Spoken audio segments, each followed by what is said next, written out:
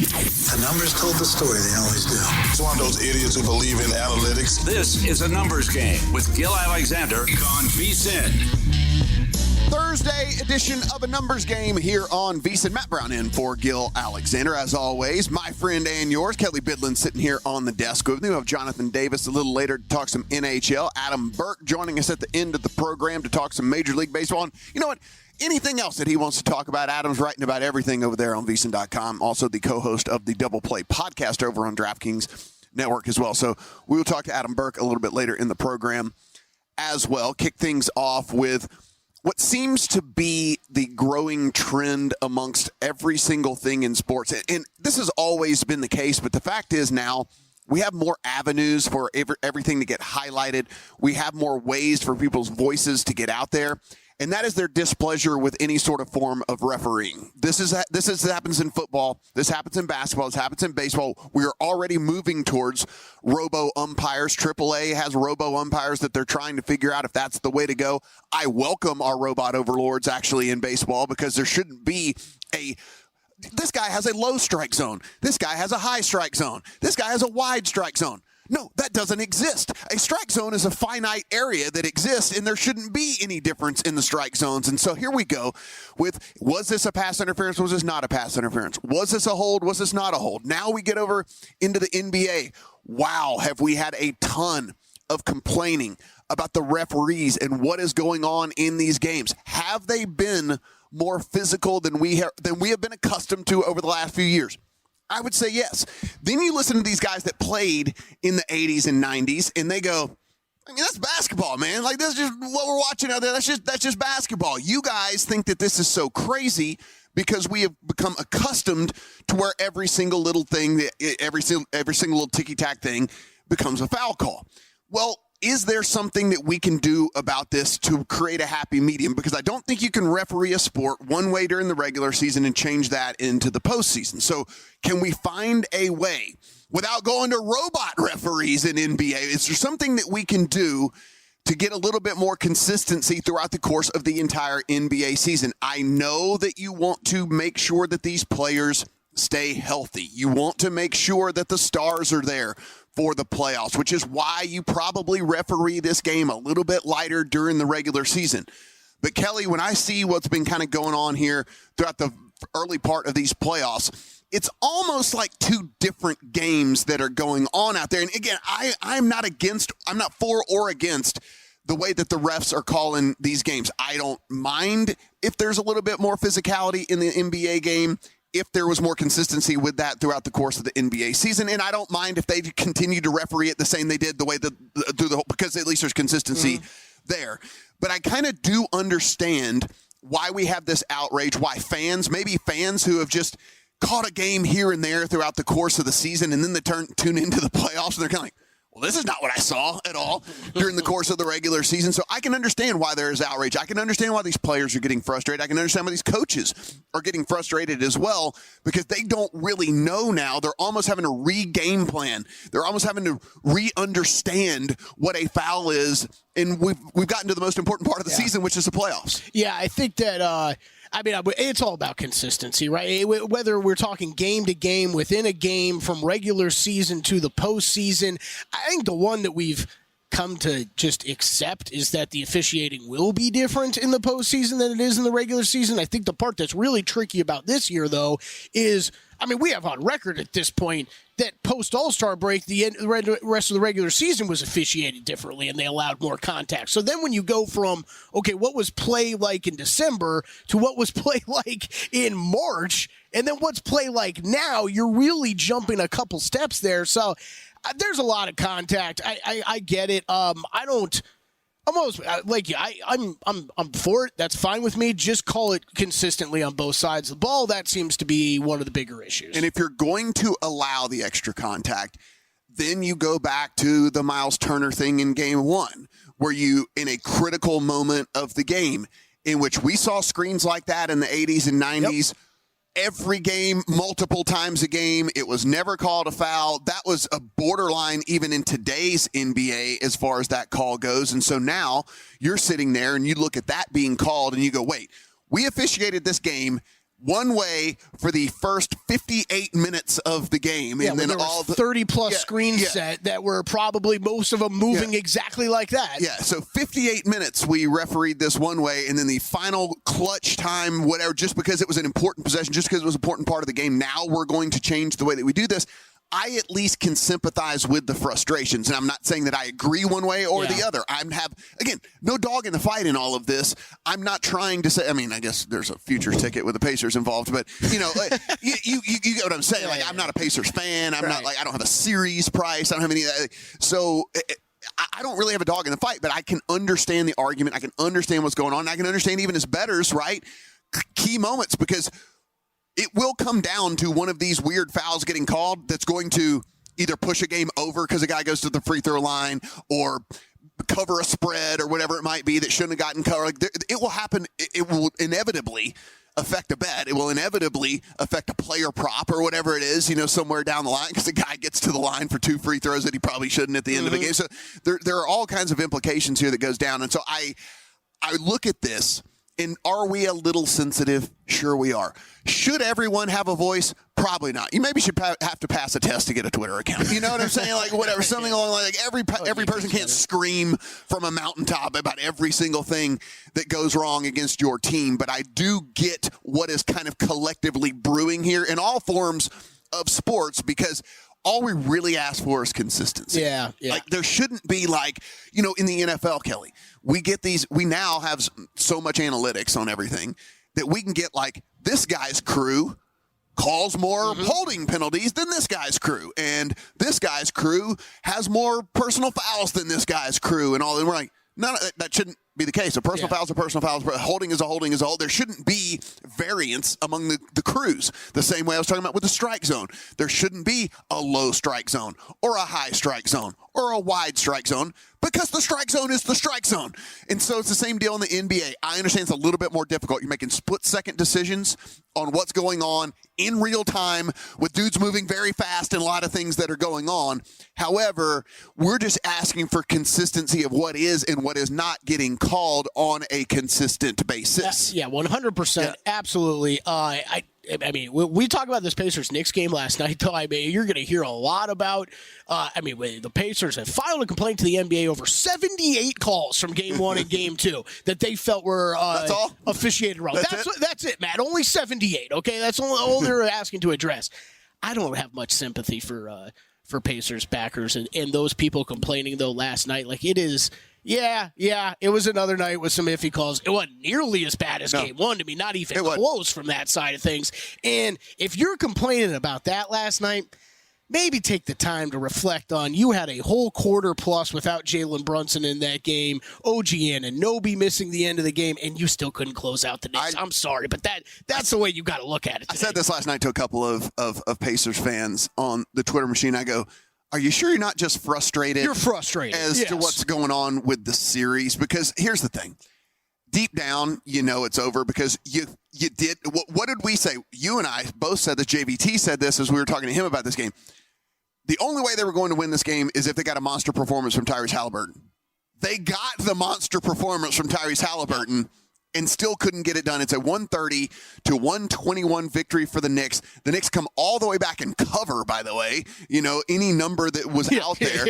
Any number that was out there. Not only did they win, they covered as well in this game. And so we were sitting here saying, okay, Pacers, the only way you can do this is if you can get Halliburton to look like Halliburton from the beginning of the season. Halliburton goes 11 of 19 for 34 points. He's 7 of 11 from deep, 5 of 6 from the line. He actually adds 9 assists, 6 rebounds, and 3 steals as well. And that was not good enough, Kelly. You still got a 7 of 18. I mean, it's not the greatest shooting performance out of Siakam, but it wasn't god-awful. I mean, he played decent, I guess. Obi Toppin, 20 points as well. But you just look at this and you say, if you can't get that done after that performance you get from Halliburton last night with the injury situation like you mentioned with Brunson, all of the stuff that went on, man, this is a wrap, right? I mean, I understand there can be people who point to the Knicks and say, dude, they're running this team into the ground. Fair. fair. They played 8 guys last night, and when I say they played 8 guys, one of the guys played 1 minute. So they played 7 guys last night, I think it's interesting. I bought off a little my position on the Knicks. I was very happy to see them win that game to get me a nice number to be able to do that, just because I am scared of what is OG Anunoby's going to get imaging done today. He was incredible to start that game yesterday. If he's out, I think this series could change. He is such a weapon on both sides of the ball for the Knicks, but specifically on the defensive side of the ball, where he can give Siakam nightmares. If he's going to be out, and man, we're not doctors. We're not doctors. Yes. But, man, that was the... We always have to put that disclaimer out there. That was the immediate hamstring grab that doesn't ever look good. That usually, in my mind, goes immediately to, a couple games at least. We'll have to see, though. And then Brunson... I still got more questions than answers with what happened with Brunson during that game yesterday. That was very odd. Because it just said foot soreness? His right foot was sore. And it just said, soreness. It wasn't like, he felt like it was sprained or, whatever. It was just soreness. And, there were definitely, these guys are incredible. These athletes are incredible, because I think there were moments in the second half where you're like, wow, this is really bothering him. And other moments, he's driving to the basket, and you're like, I don't know, he looks fine to me there. Yeah, I don't. By the way, you mentioned that series price. So if there was a time to buy in and you want to get in before any of this news comes through, you know, and I imagine in the next 10 hours, we are going to know a whole lot about this Knicks team. It is plus 330 on the Pacers. I understand it's a daunting task to come back from 0-2 in any series, Kelly, but at this point, you're getting plus 330 on a Knicks. If you were betting that plus 330 on the fact that you're getting a banged-up Knicks team that's going to be without at least one more person somewhere along the way. That is at least still on the table. Again, nothing definitive right now for all of this. Wow, what an opening. So we're going to come back, and we're just going to continue rolling on. And we didn't even get to half of what we were trying to get to here on a numbers game.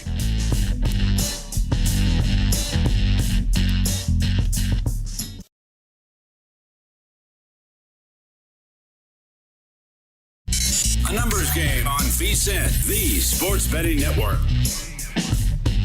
If you do not have a VSiN Pro subscription quite yet, go in. $199 is going to get you 14 months, not 12. We're giving you 2 months absolutely free at VSiN.com/subscribe. But you got to use the promo code ANG. That's short for a numbers game. ANG in there at VSiN.com/subscribe. Again, $199 is going to get you 14 months instead of 12. We're giving you 60 free days when you sign up, Kel. That means it sends you all the way through the playoffs next year. All the way through the NBA playoffs of next year if you do it right now. I like it. We're slashing prices here at VSiN. Across the board. Across the board, down to $199. 2 months free. Get in now. Promo code ANG. From what they tell us, less than 50 cents a day. That's right. From what they tell us. I hadn't done the math, but that's what they say anyway. Me either. Yeah, so there it is. So we did a lot of talk in the game itself. Kelly, really came down to the fact that you mentioned Jalen Brunson leaves, ends up coming back, scores 24 of his 29 in the second half. Knicks win 131-21. It was 79-70 Pacers with 9:52 left in the third quarter. The third quarter ended 99-91 Knicks, and then, the story was written from there. But it was a Pacers 9-point lead under the 10-minute mark in the third quarter, and then it just all went to hell from there. And here we now have, a series in which, if you're the Knicks, though, Kelly, and this is us playing hypothetical, and also we all have not been to medical school at all. Not 1 minute. Not one single second, actually. Not one single second of medical school. Okay, Brunson's foot's sore. You're up 2-0. Yeah.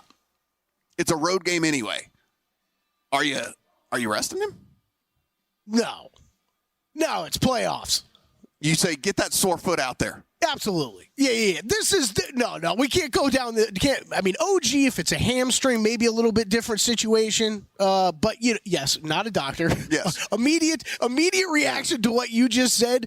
No, if you can go, Brunson, we need you every minute that you can go. We're going to shoot that foot up. Just like he did second half last night. Yeah, we're going to shoot that foot up with the good stuff. The good stuff. Which is obviously what happened. Yeah, that's exactly what happened. Yeah. He went in, and he was like, man, my foot really hurts. I need the good stuff. And the doctor was like, all right, I'll be back. I got to go. It's in the other bag. I think I might have to wait an entire quarter, actually, to make sure we get the extra. He's like, let me send a text and see, all right, get that over here down, and then we get you the good stuff. And then, boom, there you go. 24 was 29 in the second half. And I do think Anunoby, that could be a different story with, right? I mean, if it's a hamstring and it let's just say it's a strain or something like that, and let's say it's maybe him missing a week or two, right? Yeah. I think you want to put him on ice and rest him up and see what you can do at least in Indiana before you think about forcing him back in the lineup. But I think if it's Brunson and it's just looking like it's battling through pain like he was last night, you got to go, bro. Like, sorry, but they need you every second that you can be out there. The Knicks need it.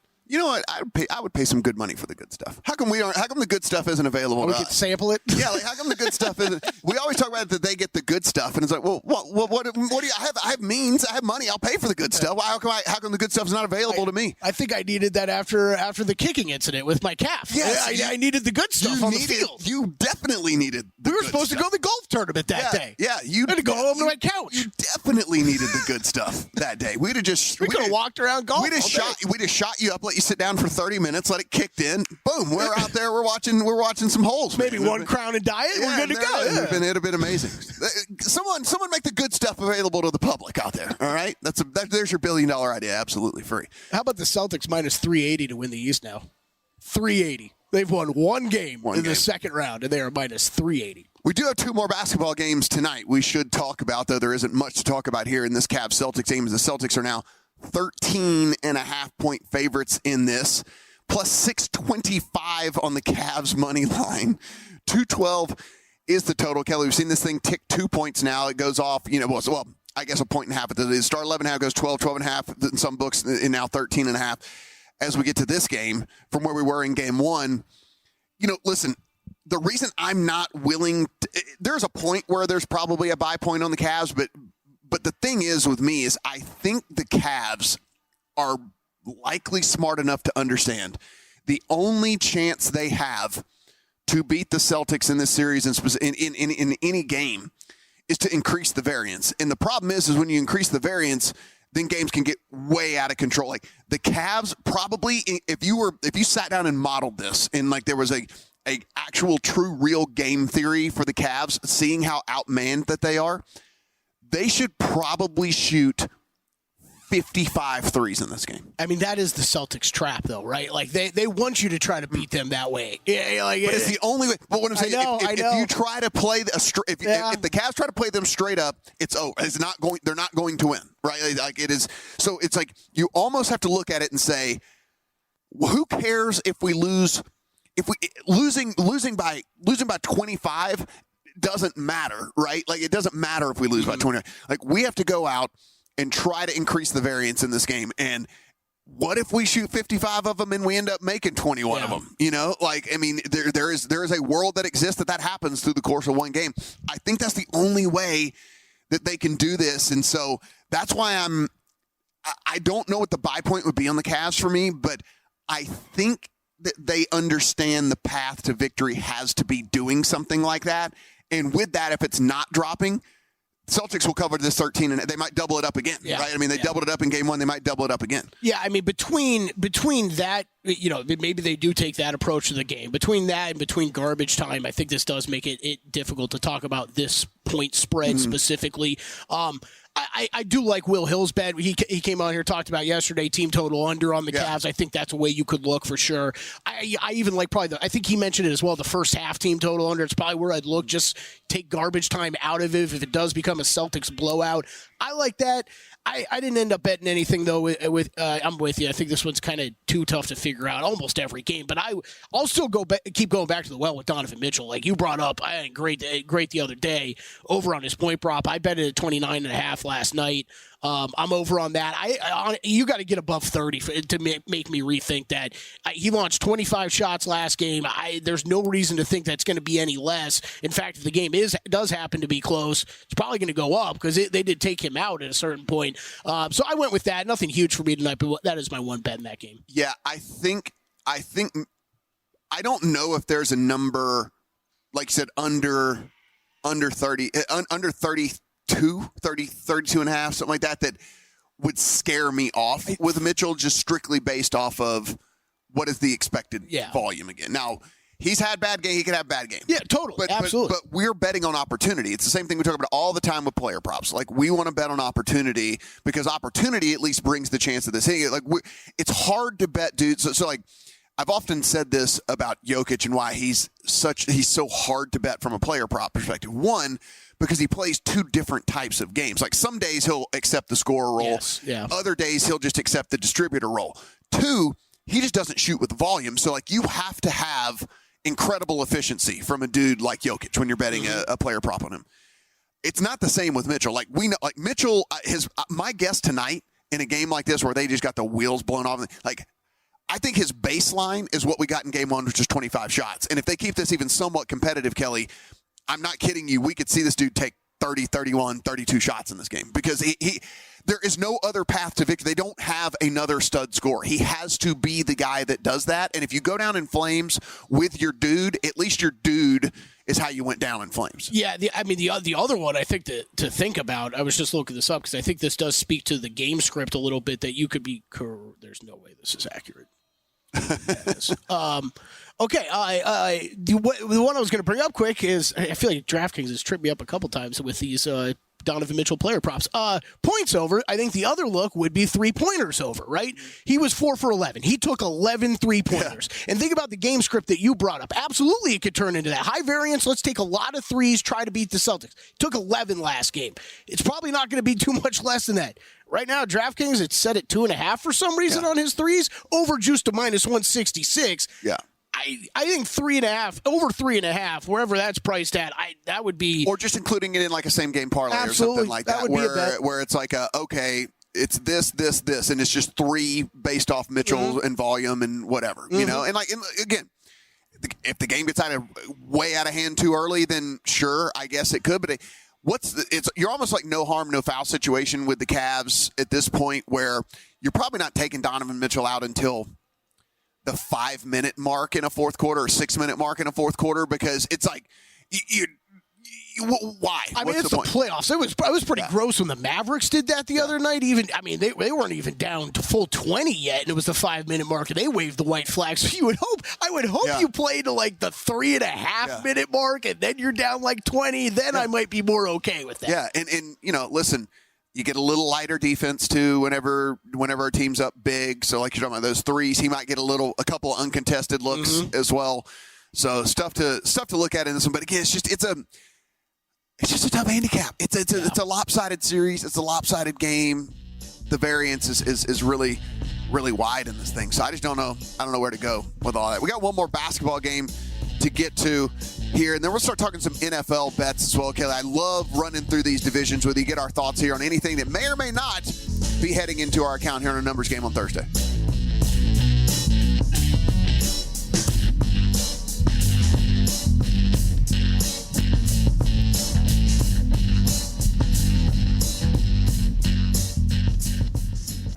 A numbers game on VSiN, the sports betting network.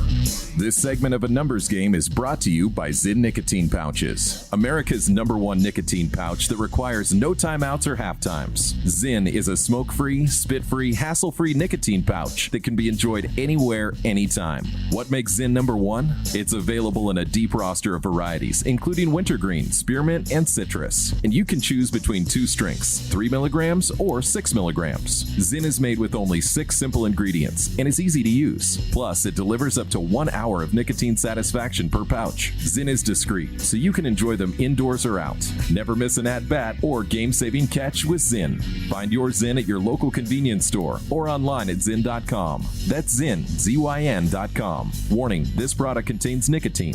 Nicotine is an addictive chemical. It's a numbers game here on a Thursday. Matt Brown, Kelley Bydlon.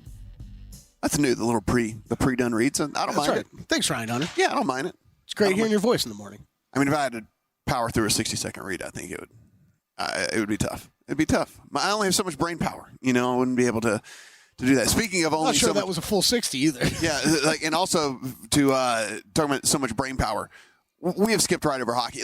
We're more well versed, Kelly, in NBA, so it's easier for us to just kind of get in and start rolling on that. We're 2 segments in. Well, I don't want to make sure that we skip over this. So the Panthers score 6 unanswered last night 3 in the second, 3 in the third. They win 6-1 over the Bruins. Bruins up 1-0 after one period, and then after that, it was all Panthers. Tie that series at 1-1. We got to the I can tell you this much, Matt. If you average 3 goals a period, I like your chances. You're going to win a lot of hockey. Yeah, you're going to win a lot of hockey games. And in true hockey fashion, Kelly, the frustration fighting started last night. So, nice. Yeah, as it got to I think it was 5-1 at the time as opposed to 6-1. When it was 5-1 at the time, then it just turns to fighting. It's because there's nothing else to do. The game's over, so let's just fight. It was our boy Pasternak. Ah, David Pasternak. I mean, a full-on fisticuffs. It wasn't a Tuesday night. Yeah, there's a full-on fisticuffs. Oh, with Kachuk, right? Yeah. I think it was the 2 stars going at it. Yeah, and so here's the thing. This is the funny thing about hockey, where we just, we're complaining about air quote ticky-tack fouls in the NBA. Yeah, these guys just go fight. These guys go out there. They go, and then they ask the coaches about it at the end of the game. They're kind of like, "Yeah, I loved it. It was great." Whatever. Seriously, both the coaches were like, "Yeah, no, I thought it was great." Yeah, sometimes you just gotta go out there and show the guy you're not afraid of him, and all. It's like, it's encouraged. They go out there to assault each other on skates, skate assault, and then it's like, "Yeah, it's fine. That's great. I love it." We're complaining about moving screens in the NBA, and they're all like, "Yeah, they should definitely just punch each other in the face more." I always have to say, one of the things I hate the most in sports is when we make everybody do the good game afterward. In other sports, in hockey, I love the fact that they can play a game, beat the crap out of each other, and then they always line up afterward. It's like, hey, good game, man. Well done. Hockey's always the exception for me. Well done. That left hook, though, you got to work on that. Right. Yeah, that left hook, not so good. The Canucks rally from a 4-1 deficit last night to win 5-4. They take a 1-0 series lead. That crowd was going crazy in that game, as you could only imagine, Kelly, if you were down 4-1 and then win 5-4, how excited a crowd would be. And so that got them to a 1-0 lead here. 2 hockey games today, Rangers, Hurricanes. Hurricanes minus 170, plus 142 for the Rangers. And then Avalanche and Stars, your late puck drop. Stars minus 122 at home, Avalanche 102. We will talk a lot more about that a little bit later. But listen, Kelly, we got to stay on task here. Mavs and the Thunder. Thunder 5-point favorites. 218.5 is our total. Minus 198 on the money line there. Thunder's plus 164. Mavs, if you think that they win this thing outright.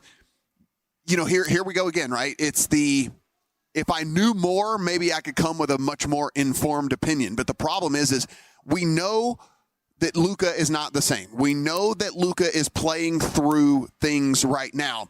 What you and I don't know, and could possibly inform a bet in this game, is we don't know the extent of the injury. We don't know what he feels like this morning. We don't know, did he get the good stuff? Whatever it might be, which is very hard because a handicap around the Mavericks obviously is Luka Kyrie-centric, and then it's kind of everybody else.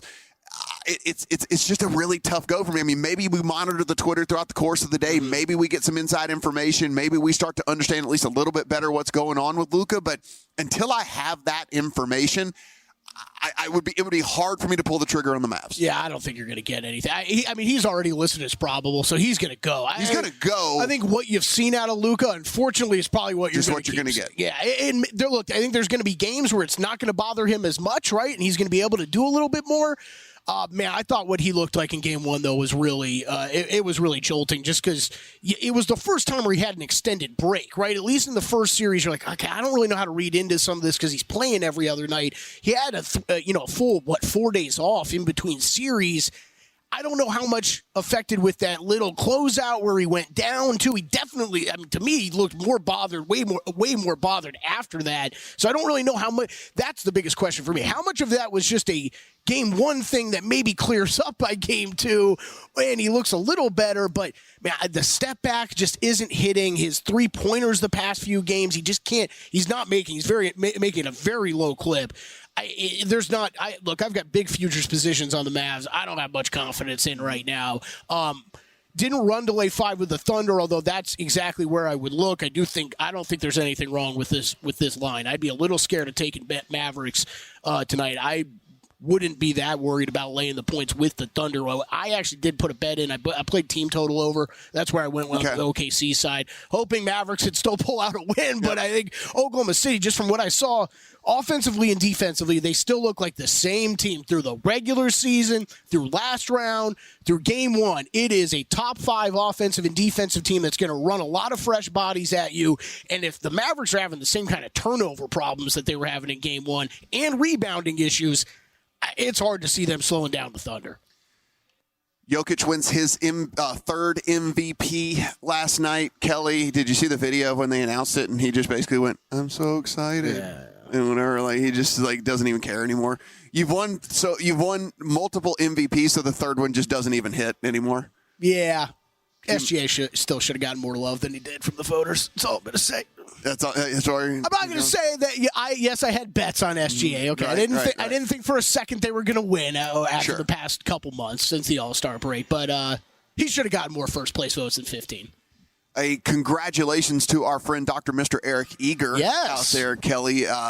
According to Joe Person, who covers the Panthers for The Athletic, the Panthers plan to hire Dr. Mr. Eric Eager, who has been over at Sumer Sports for the last couple of years, previously at Pro Football Focus, dating back to our Primetime Action days, a frequent guest on Primetime Action with us. The Panthers going to hire him in an analytics role over there with the team. So, again, it's one of those things where some of these football teams, Kelly, are starting to understand that having someone in the building that can maybe not always give you a gut feeling can give you an actual answer from what is more probable to happen, what is more likely to go on, what is the easiest path of victory according to the numbers, as opposed to, sometimes we get, sometimes some old school dudes want to sit there and just say no, this is the way you do it because it's always been done this way. It's like, well, we have the information. It doesn't mean you have to use it. Sure. But at least have the information, have it in front of you. Maybe it can skew you one way or the other. Maybe you're on the fence about something, And so the Panthers are it looks like Eric's going to move over there, and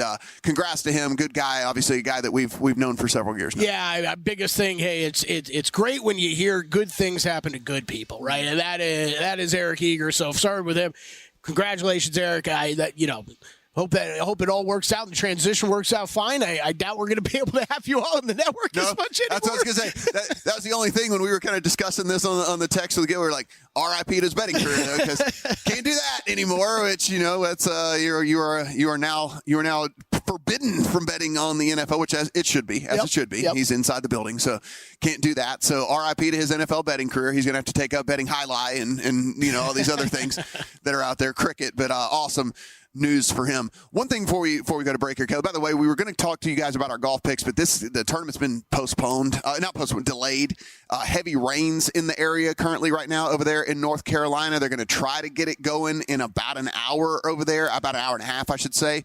But that is still TBD. So we'll get to our golf picks at some point, but you're not going to miss anything because it's not going to tee off any time before noon Eastern that they said on that. So, they're moving the hockey team from Arizona to Utah.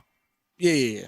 They gave the fans 20 choices for names. I didn't look through them. I was going to go in blind for this, but 20 sounds like a lot. Well, here's the deal. I'm gonna read them now, and then everybody at home can kind of marinate on them. You can marinate on them over the break, and then tweet us your answers. And at Kelley Bydlon, at Matt Brown, and then we can come back with what this should be. But so here it is: the frost, the ice, the powder.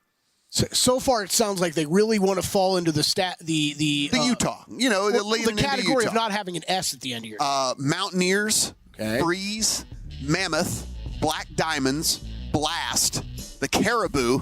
God, man, please let that one win. Blizzard. Are there caribou in Utah? Swarm, Hive, Outlaws, Yeti, Squall. Are there a lot of bees here? Fury, Glaciers, Canyons, Venom, and HC, which would be short for Hockey Club. Okay. All of y'all's opinions when we come back on that.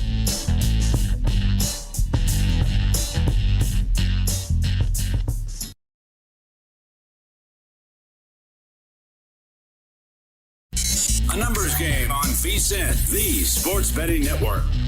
If you don't already have a DraftKings Sportsbook account, do we have a deal for you? Go in, download the DraftKings Sportsbook account.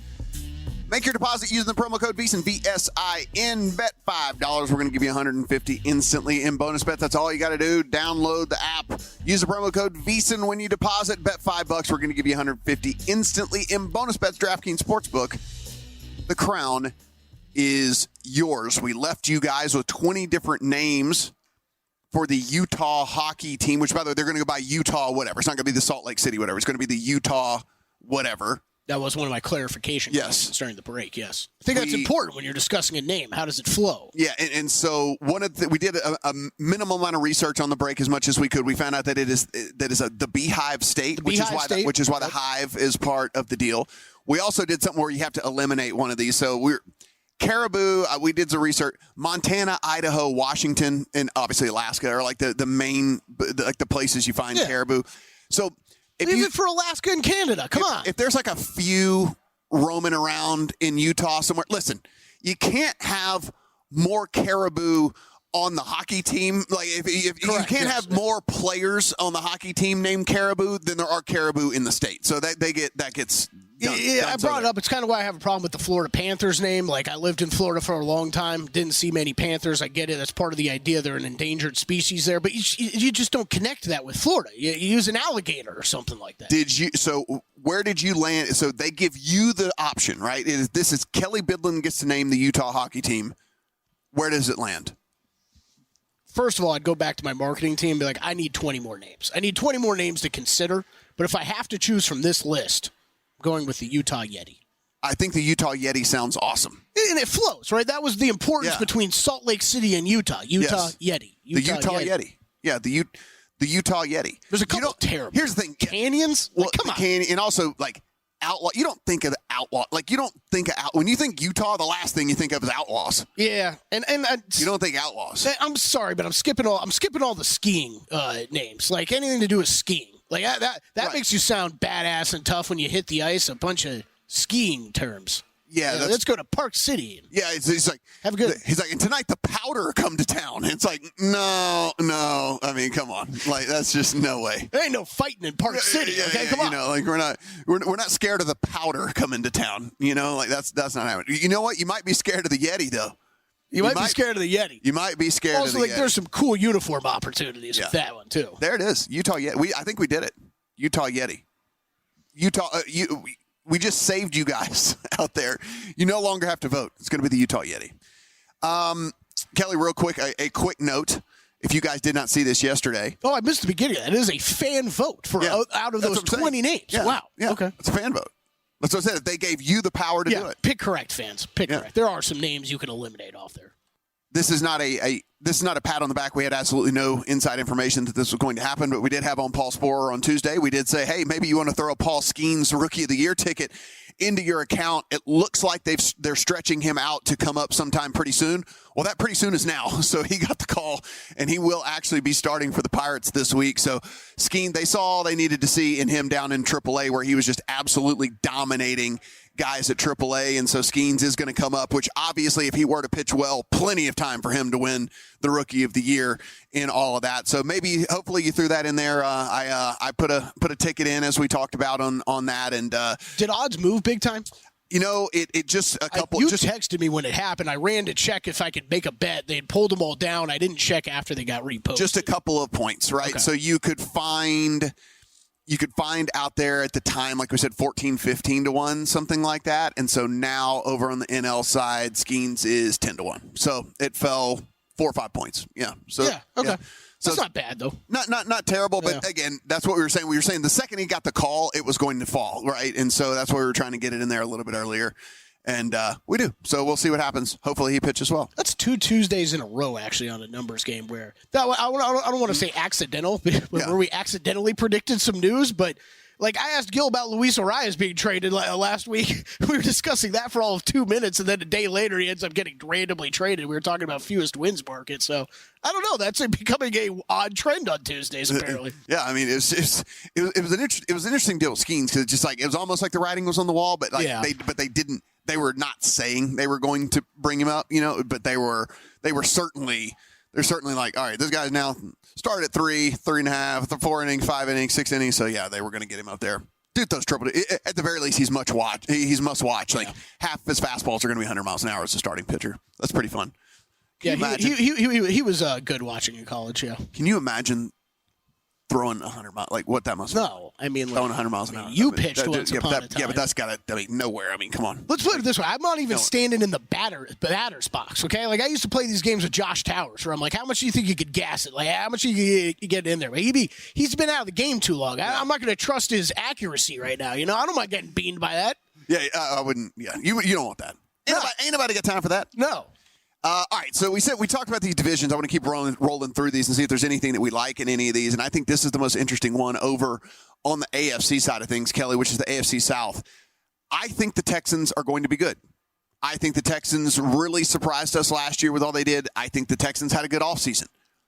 I do not know, though, if the Texans are half the favorite. You know, I mean, like half the number of the Jags, though, when it all comes down to Texans plus 110 to win the AFC South. Jags at plus 240, Colts at plus 340, and then the Titans out at 10-1. I like the Texans. I think what the Texans have done is absolutely great. I think that Stroud's a stud. I think that getting Stephon, I mean, there's all kinds of stuff that you could love about this team. But should they be half the odds of the Jags? I mean, it is still the Jags that are bringing in a pretty talented squad. All things considered, they drafted a wide receiver to come in and be, you know, another dude to add into the mix there for Trevor Lawrence and all that. Like, I think the Texans are probably better on paper by a slim margin, but certainly not to the point where 110 to 240. Okay, I'll go.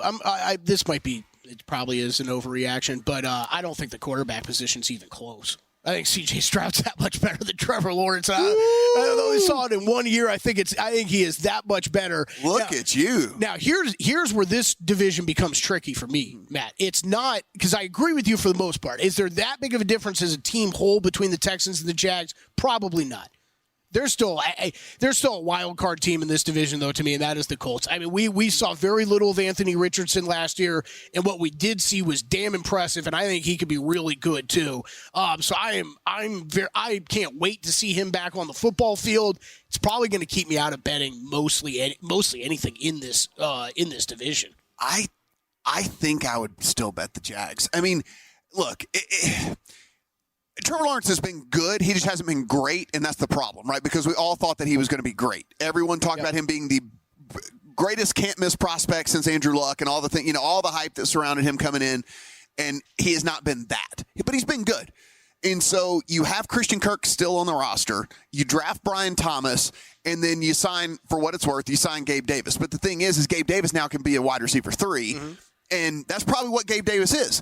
And if Gabe Davis is a wide receiver 3, you're probably in a pretty good situation. Gabe Davis is probably a wide receiver 3, and at that point, he's probably one of the better wide receiver 3s in all the NFL. And so you still have Evan Ingram, who was a renaissance there for the Jags at the tight end position. Decent offensive line. The defense has always been kind of up and down with that Jags team, but if the talent is there, the players are there. Figuring out if they can do it on a week-to-week basis has been something that's been. I don't know. I think if the bet was to be made for me in this division, it would still be on the Jags. I don't think I'd go Texans plus 110 because I don't think that price. I don't think the price is indicative of the gap between them and the Jags, and like you said, maybe even the Colts. Yeah, I think this will be interesting to see. We got schedule release coming next week, right? I think this division. I'm looking at win totals. I think that's the only thing I could see myself betting is possibly one of these win totals, and it might probably most likely one would be Colts over or Texans over.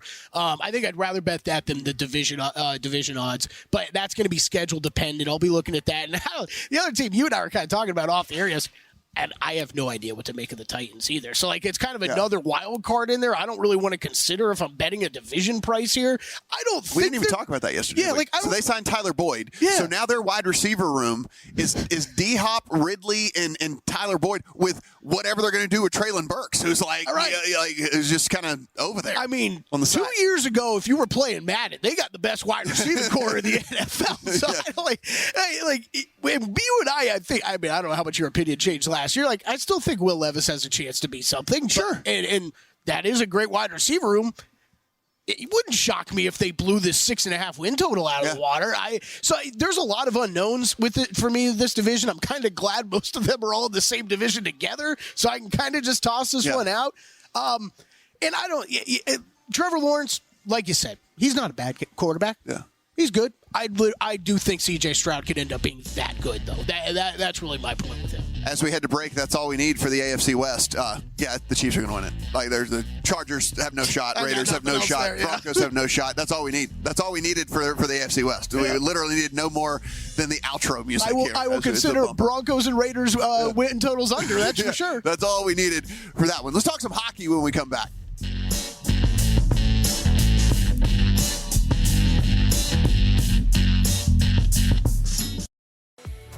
Ryobi now makes floor-to-ceiling cleaning easier than ever with cordless cleaning tools powered by 18-volt ONE+ batteries. Whether it's a quick tidy-up or deep cleaning, our powerful and versatile tools make cleaning a breeze. Spend less time cleaning and more time enjoying your pristine home. And because one battery powers over 300 products, you have the power to do more. Visit ryobitools.com to learn more. Sold exclusively at the Home Depot.